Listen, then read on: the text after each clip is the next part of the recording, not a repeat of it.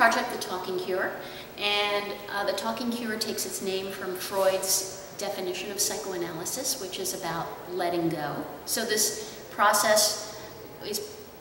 piece was partly a process of letting go and partly a process of collaboration. So I made my sculptures. I made 12 sculptures out of found objects and clay and wood, and made all the little people in my head. And then I invited 12 writers into the studio, and writers from all different walks of the writing world, a poet, a playwright, a comic book writer, a rock and roll musician.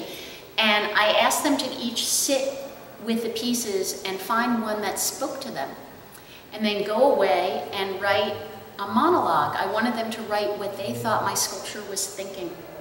And they had a word limit and a time limit. And then when they turned them into me, I cast them with 12 actors. So first I had to give the sculptures away to the writers, and then the writers had to give their words away. And the actors were then tasked with summoning up the characters.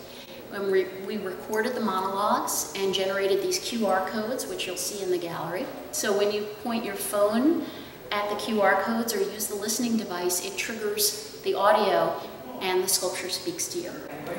So this is a sculpture called Stainless, and I start my pieces from all sorts of very simple places. I don't have a finished piece with its layers of meaning and interpretation.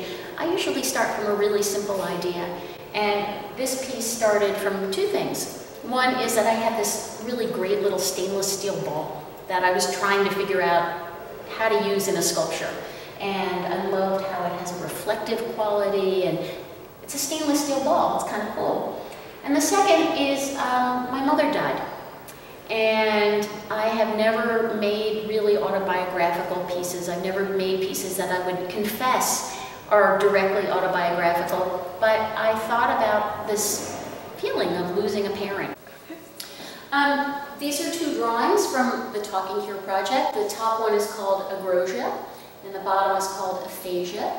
And they actually come from a psychoanalytic dictionary. The top one, Agrosia, refers to the inability to locate yourself in space, and the bottom, Aphasia, refers to the inability to speak. And both of them really had great resonance for me.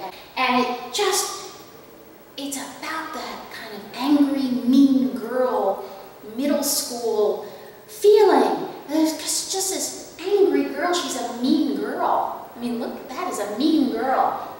And her eyes are taxidermy eyes, and they're the eyes of a copperhead snake. As the show has traveled and other people have seen it, it never ceases to thrill and delight me what people bring and what stories they bring, and their own monologues that they bring to describe and what the pieces are thinking and what they think is going on here.